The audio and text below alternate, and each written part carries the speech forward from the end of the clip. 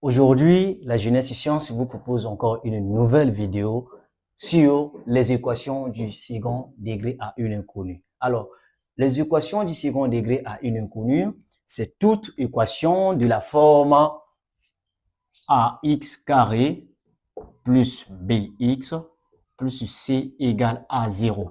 Et avec a, b et c, ce sont les trois réels.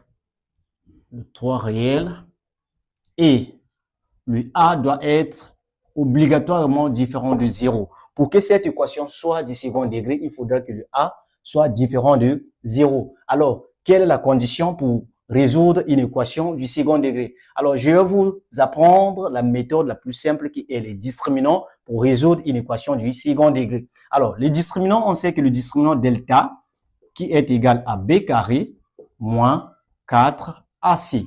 Alors, si ce discriminant-là va nous permettre de calculer ou bien de résoudre, excusez, une équation du second degré à une inconnue. Donc, je vais préciser avec A, toujours B et C, ce sont des réels. Sont des réels. Comme on avait déjà signalé au début là-bas. Alors, le discriminant, pour calculer le discriminant, après avoir calculé le discriminant, nous devons avoir 3 cas qui peuvent arriver. Alors, on va gérer les 3 cas pas à pas. Le premier cas, après avoir calculé la valeur du discriminant, le premier cas, si mon discriminant est strictement supérieur à 0, alors si le discriminant est strictement supérieur à 0, alors l'équation est admet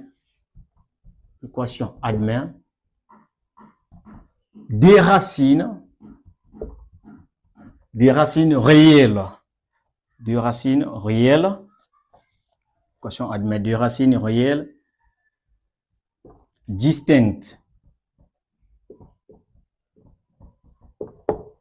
telles que x1 sera égal à moins b moins racine carrée de delta sur 2a, et ici x2 sera alors égal à moins b plus racine carrée de delta sur 2a.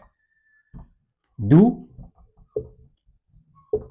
pour ce premier cas, la solution est égale à x1, x2.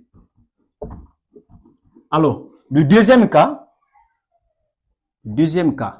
je prends le deuxième cas, si mon discriminant est strictement inférieur à 0. Alors si le discriminant